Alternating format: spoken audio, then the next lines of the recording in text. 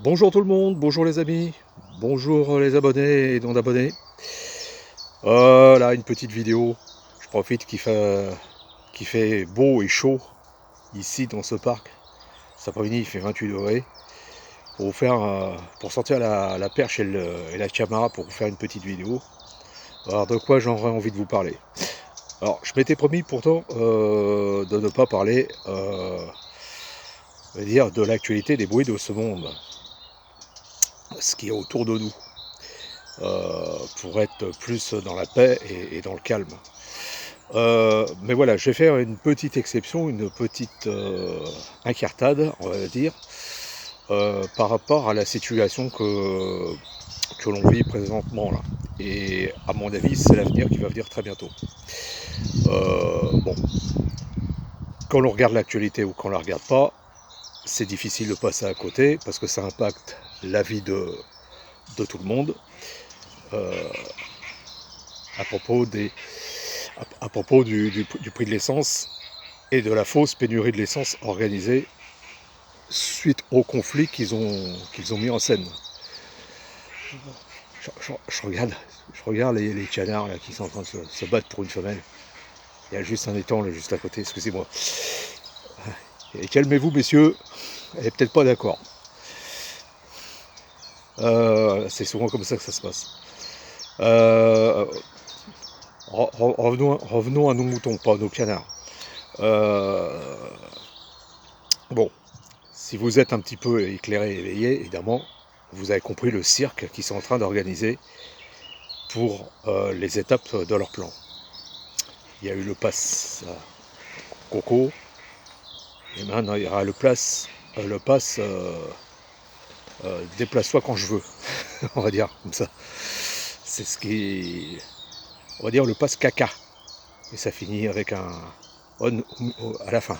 Vous avez compris? Voilà. Voilà ce qu'ils sont en train de préparer pour les étapes dans leur plan. Enfin, passe partout, ils passent nulle part. Ils passent plus nulle part. Et dans ce contexte, il y a différentes écoles, il y a différents types de réactions, il y a différents types d'individus. Il y a ce qu'on appelle les agents du chaos et les acteurs de crise ou faux acteurs de crise qui s'amusent à en remettre une couche et qui vivent de ça quelque part.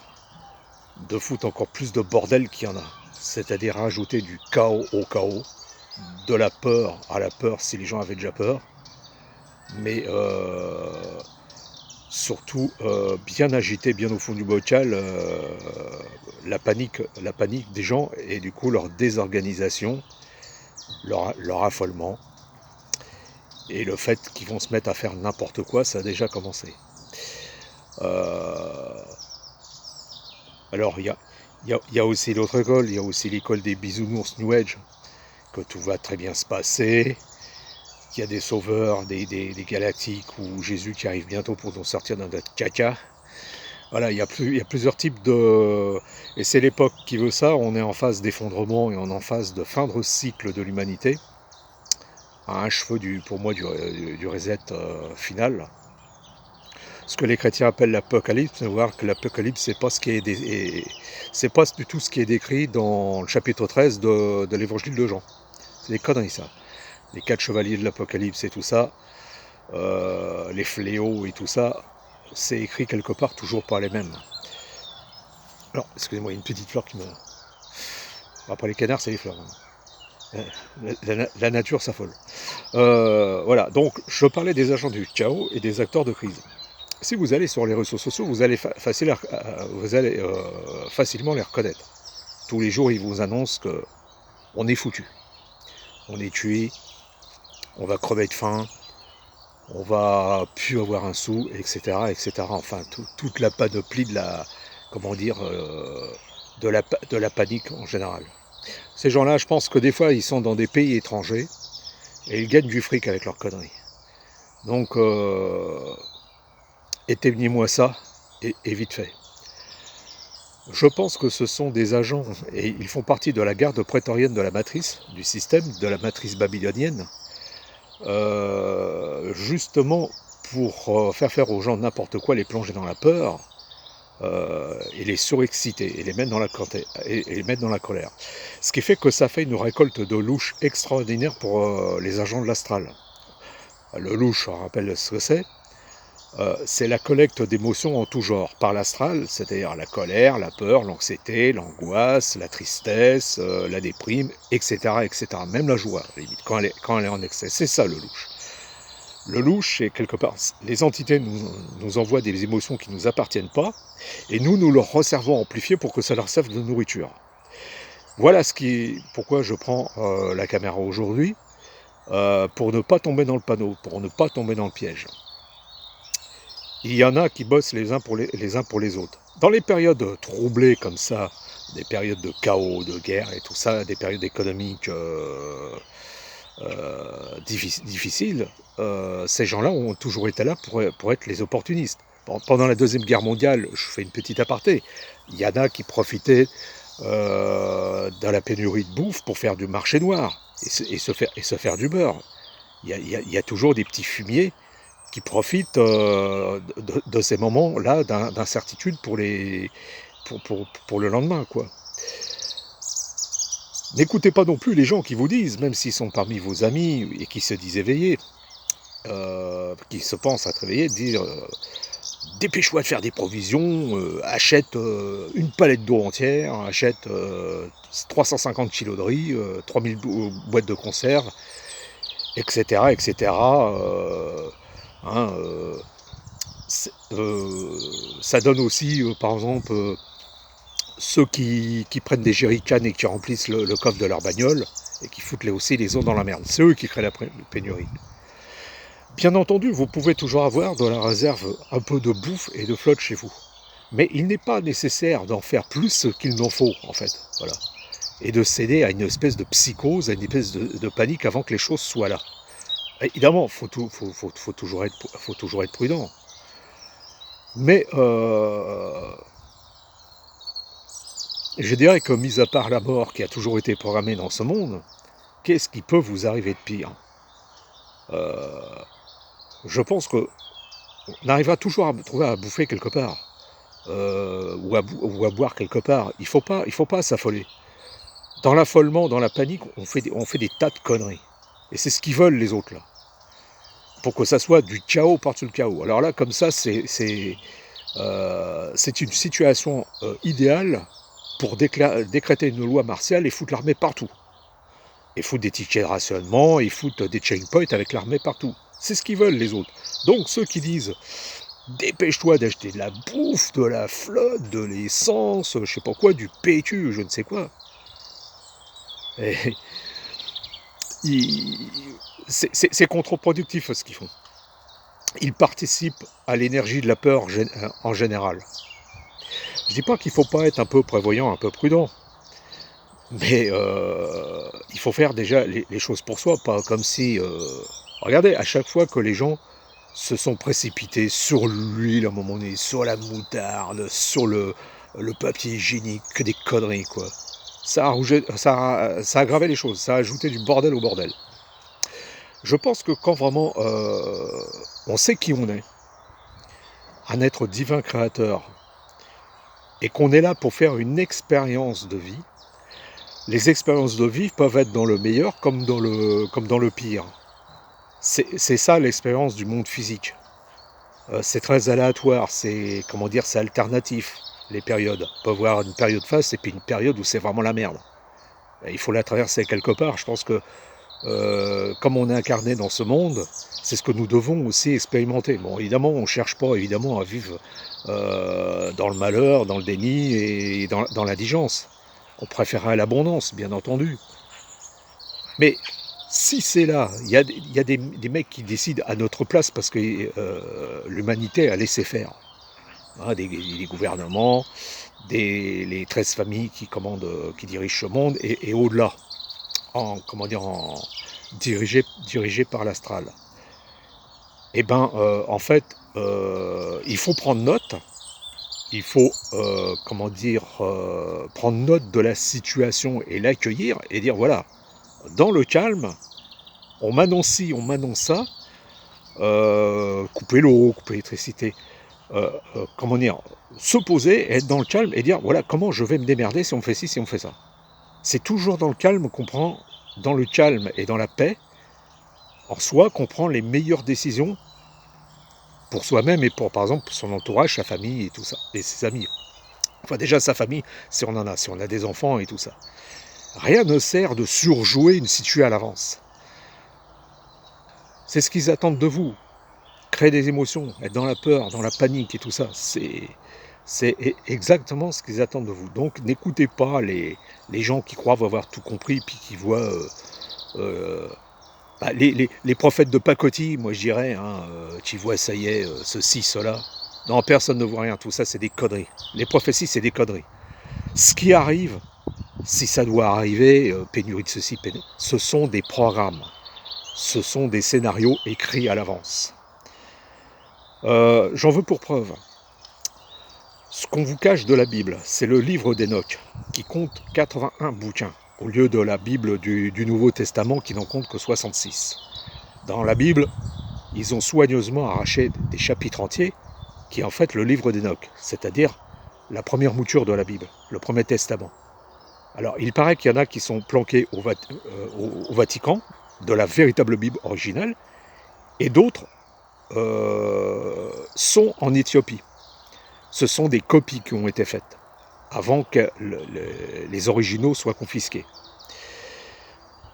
Dans la Bible éthiopienne, il n'est pas du tout décrit les fléaux à l'avance, comme la peur, comme la guerre, la mort, la peste et la conquête. C'est ce qu'on appelle les 4 chevaliers de l'Apocalypse. Comment ils voient la fin? Comment ils voient la fin de ce monde, la fin de ce cycle, ce que les chrétiens appellent l'Apocalypse? Eux, ils le dessinent par le manque de vie spirituelle, le manque de spiritualité à tout craint. Le manque de foi, mais le manque de foi en soi en tant que être créateur divin. C'est comme ça que c'est décrit. Et ça, jamais le système, la matrice ne veut que vous sachiez ça. Voilà. C'est aussi simple que ça. En vous laissant regarder ce qu'il y a dans le chapitre 13 dans l'évangile de Jean, ils veulent que vous voyiez à l'avance des catastrophes, des fléaux, de la peur, tout comme la marque de la bête avec l'implant RFID. Ils veulent que vous pensiez que c'est quelque chose d'inéductable, qu'on ne peut pas changer les lignes de temps et qu'on ne peut pas changer l'avenir de ce qui nous est prédit. C'est une arnaque, c'est une escroquerie, c'est une escroquerie morale et spirituelle. On peut toujours modifier les lignes de temps et modifier son avenir par les décisions qu'on prend dans les temps présents. Et c'est ça quelque part la bonne nouvelle, ce qu'on a dans la bonne nouvelle. Si quelque part cette civilisation-là doit être décimée par un reset, par ses conneries, par son manque de foi et de spiritualité, mais moi je dis que c'est la bonne nouvelle, moi. Quand il y a une erreur, qu'est-ce qu'on fait quand il y a quelque chose qui déconne? Eh ben on éteint le défaut, on l'efface. C'est aussi simple que ça, puis on redémarre à zéro une autre civilisation avec un autre état de conscience. C'est aussi simple que ça. Donc pourquoi flipper? Pourquoi chier dans son froc en permanence et se balader avec une couche? Comme on dit, la peur n'évite pas le danger s'il doit arriver. Donc voilà, autant prendre les choses, je dirais pas à la cool, mais en fait, pas faire plus que ce qu'il faut en faire, ça sert à rien. Du coup, vous participez, si vous surjouez, vous participez à l'état de panique et au chaos plus qu'il n'était prévu. Vous voyez ? Comme ça, en fait, et c'est là qu'ils vous attendent, ils ont une excellente raison de mettre des mesures ultra sécuritaires et des lois d'exception. Ils n'attendent que ça, le bordel. Que tout le monde se foute sur la gueule sur tout le monde pour un paquet de pâtes. C'est ça qu'ils veulent, c'est ça qu'ils attendent. Et quand on me dit, quelqu'un me dit sur un post sur Facebook, fuyez les villes. Moi, je suis en ville. Je ne dis pas que la ville est idéale, loin de là. Parce que vu tout ce qui s'y passe, non. Mais le jour où il y a un grand bordel, que vous êtes en campagne, croyez-vous que vous allez être forcément à l'abri?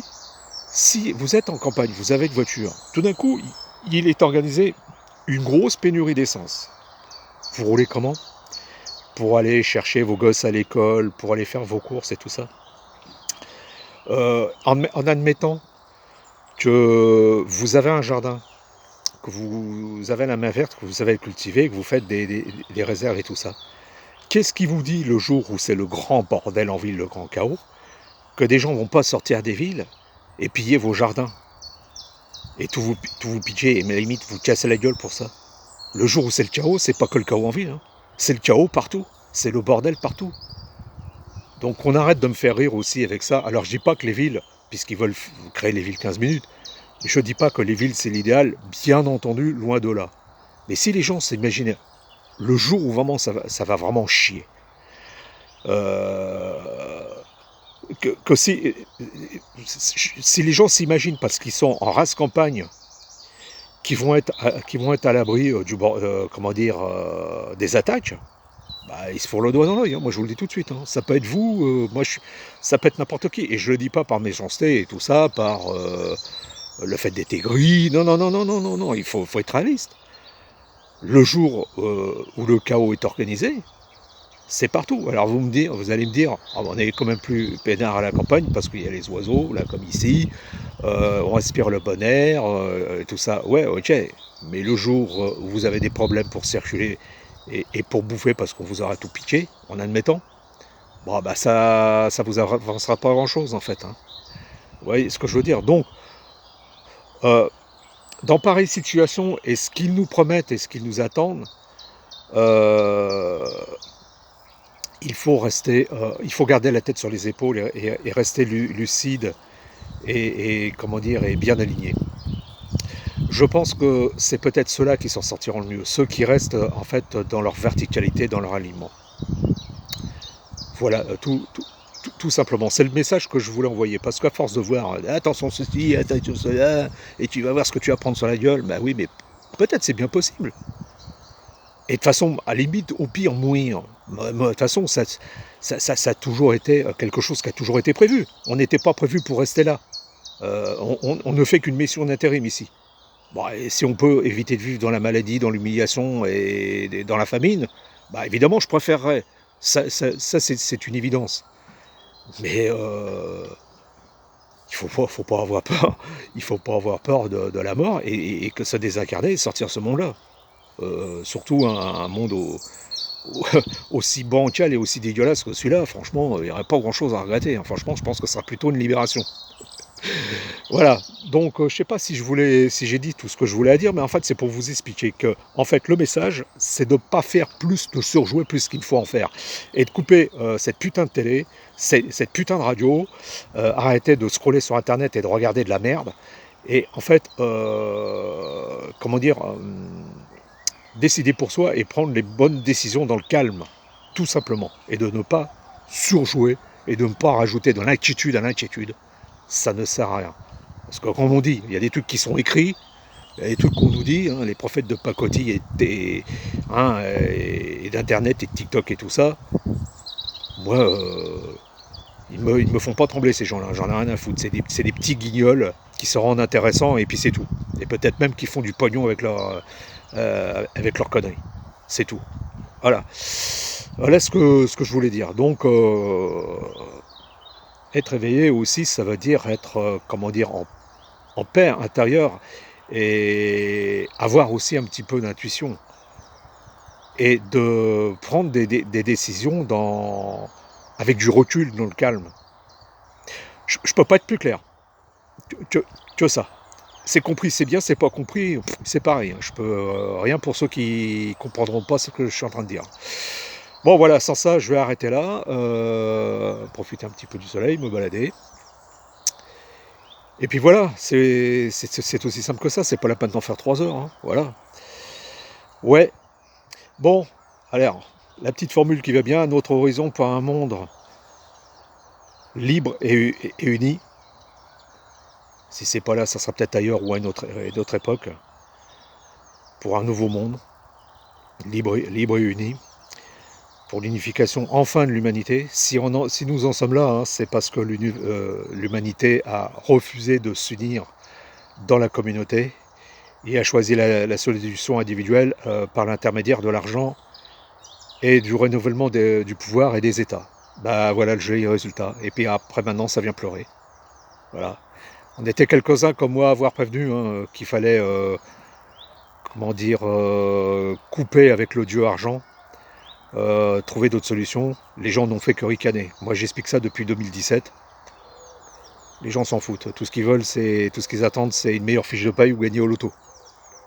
Bah, ils vont voir parce que justement, ceux qui l'ont fait croire à des chimères sont en train de leur retirer d'un coup le tapis sous les pieds. C'est ce qui se passe avec l'essence. Hein. Voilà, moi ça me fait rire plutôt qu'autre chose.